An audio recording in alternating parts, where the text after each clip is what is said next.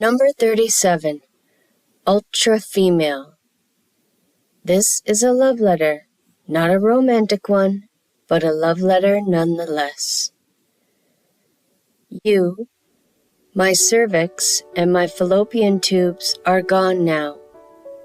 Surgical removal was the only option.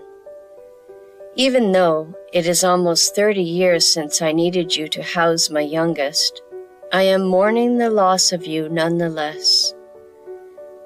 I recall when I first saw a picture of the female reproductive system. I was amazed at your capacity to grow and stretch. I was horrified looking at the picture of you naturally shrinking with age. Once I formed you, I did not want you to shrink. The last 2 years you were with me, you put me through hell. During that time, at least 1 week of the month, I suffered excruciating pain.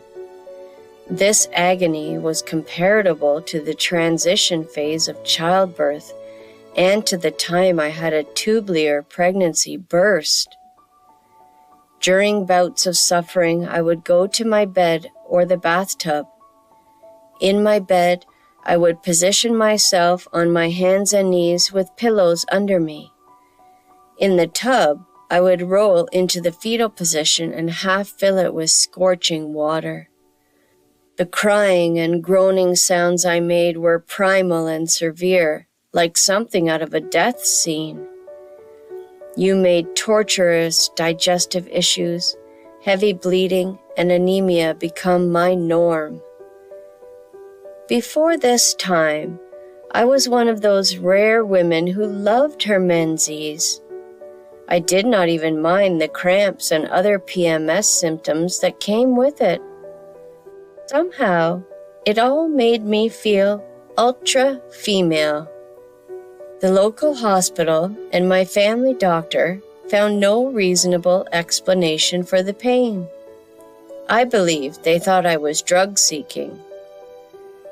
The 1 week a month began to stretch into 10 days to 14 days. I was permanently swollen and having constant digestive distress. All my regular activities came to a halt. I was feeling useless. After a year of suffering, I was sent to a gastro specialist and an OB/GYN. Neither doctor could find anything wrong. I found the visits rushed and wondered why these specialists questioned me at length regarding my mental health diagnosis. I suffered through almost another year before I found a clinic for women in a small town nearby. That is where I met an amazing nurse practitioner who spent a half an hour with me, questioning me, actively listening to my complaints, and examining me. She put in an urgent request for me to see the OB/GYN attached to her clinic. In her notes, she recommended that I get a procedure called an ablation to stop the bleeding. The ablation was done and the bleeding stopped. Yet, within a couple months, it was back. Somehow, the suffering was even worse. I thought for sure I was dying. When I returned to the clinic, the only alternative left was to remove you. I was relieved that my suffering would end soon. After the surgery, I felt hollow and vulnerable. I did contract a post-operative infection that was painful, mild compared to the pre-surgical torture, though. Although my menses would have stopped naturally, I am grieving the change. Every month when the moon is full, I remember what it felt like when you shed your lining.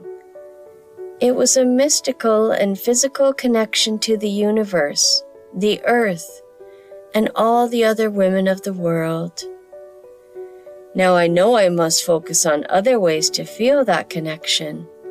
Surely, I am still ultra female. Thank you for housing and protecting my babies as they grew until they were ready to be born. Thank you for 30-something years of making me feel ultra female. Love, Joey. Subscribe, like, and share to support this channel.